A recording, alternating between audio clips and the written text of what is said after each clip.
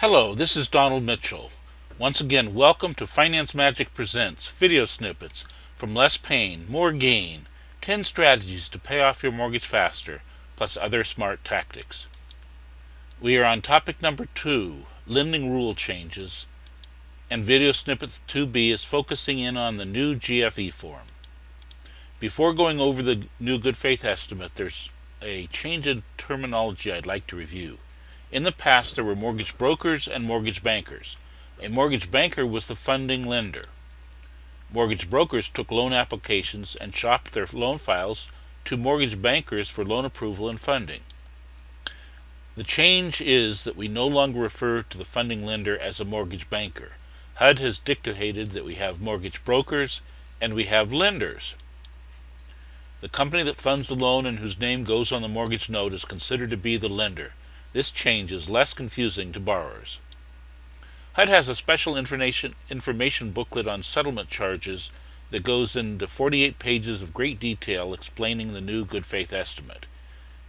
Loan officers are required to provide a copy to a borrower when they take a loan application. It can also be downloaded from HUD's website at www.hud.gov/RESPA. The new good faith estimate is a 3-page form. The top part is on page 1 is pretty self-explanatory, except under the important dates, the loan officer has to fill in the date to which the interest rate quoted is committed for and the date for which the settlement charges are available through. There's no requirement for any length of time of commitment on the interest rate quote. So if we have not locked the rate already, most lenders are going to have a very short fuse on that particular date. In fact, some people are just putting in now because the rates can change. Other lenders give you 10 minutes, but then it takes longer than that to get the form to the borrower, and so the interest rate commitment will have expired before the borrower even sees the good faith estimate. It's a different story on the other settlement charges, though. We have to guarantee those fees subject to the tolerance limits for at least 10 business days. That gives the borrower time to go get other good faith estimates, pick which lender they want to go with, and the lender has to honor their fees all the way through closing if they put in writing that they're selecting that particular good faith estimate. Further down page 1 is, in plain English, the parameters of the loan, the summary, and that's pretty self-explanatory, very understandable. The bottom of page 1 is the A box, which is your lender fees, the adjusted loan origination charges, details on page 2, and the B box, your charges for all other settlement services, details on page 2, and the A plus B box, which is your total estimated settlement charges.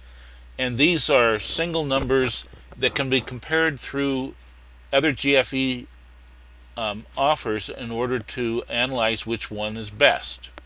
A word of caution: the total estimated settlement charges does not distinguish between charges that the borrower pays and the seller pays, so it's not the equivalent of the old GFE that calculated total cash to close. Nowhere in the new GFE do we identify the down payment and identify total cash to close. The loan officer handles that separate from the GFE. Page 2 goes into the details of the fees, and box 1 and 2 sums into box A, which is your lender fees. Box 1 are the fees, and whether you're a lender or a mortgage broker, that's handled differently. Mortgage brokers have to add any compensation they're getting out of loan proceeds to the other fees in box 1 and then back it out in box 2, so that the total in A is what the lender fees the borrower has to bring to escrow in that case, whereas a lender doesn't have to add compensation that's coming because they raised the interest rate, but then they don't have to back it out either.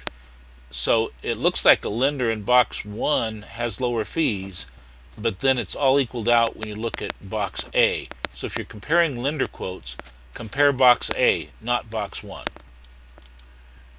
Then we go to items 3 through 11, which are the various non-recurring and prepaid closing costs, with bunched fees showing as one number. They're not all line item broken out. And then the various categories do get totaled at the bottom of the page under box B, your charges for all other settlement services. And then A plus B is the total estimated of settlement charges, but I've already mentioned that doesn't distinguish between what the buyer pays and what the seller pays. It allows you to compare between lenders, but not what the borrower needs to pay to close escrow. On page 3 at the top, they address the tolerance issues and what fees can change. And there's 3 basic categories. Those where the borrower has selected the provider and they're going to be whatever it is, and that can be different than what the good faith estimate quotes. Then there are those where the borrower is using the provider that the lender has identified, and there's a 10% tolerance on the total sum of them all. So what the borrower ends up paying has to be in close relationship to what the lender estimated, because they're using the loan officer's company that they've quoted from. Then there are the categories that are zero tolerance, and those are mainly the origination charge items, except there's one strange one, and that's item 8, which was the transfer taxes, because that's a fee the seller normally pays, but if the loan officer gets that wrong, there's zero tolerance, and if their estimate is below what it actually costs, the loan officer gets to pay the difference, but they refund the seller, they refund the borrower, when probably the seller normally pays the transfer taxes. In the middle of page 3 is something called the trade-off table, and this is where it's optional for the loan officer, but we can disclose that we've quoted one interest rate instead of fees, and there are other interest rates available, so you can lower the interest rate if you're willing to pay more discount points, or you can lower the fees if you're willing to accept a higher interest rate.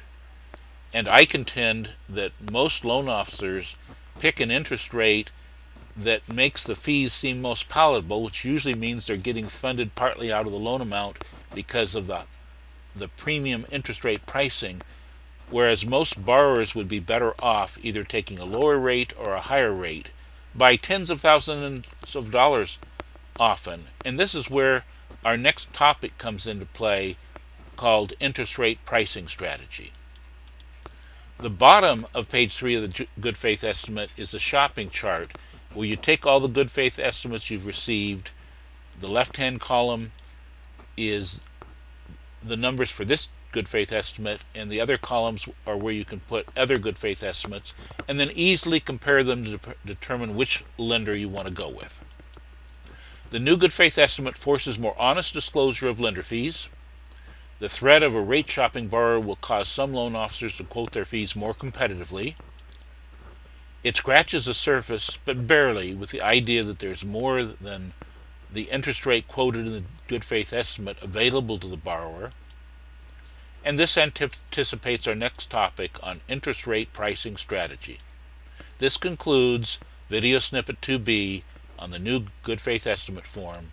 Tomorrow's snippet will be on the new topic, interest rate pricing strategy, and will focus as video snippet 3A on how interest rates work. Thank you for listening.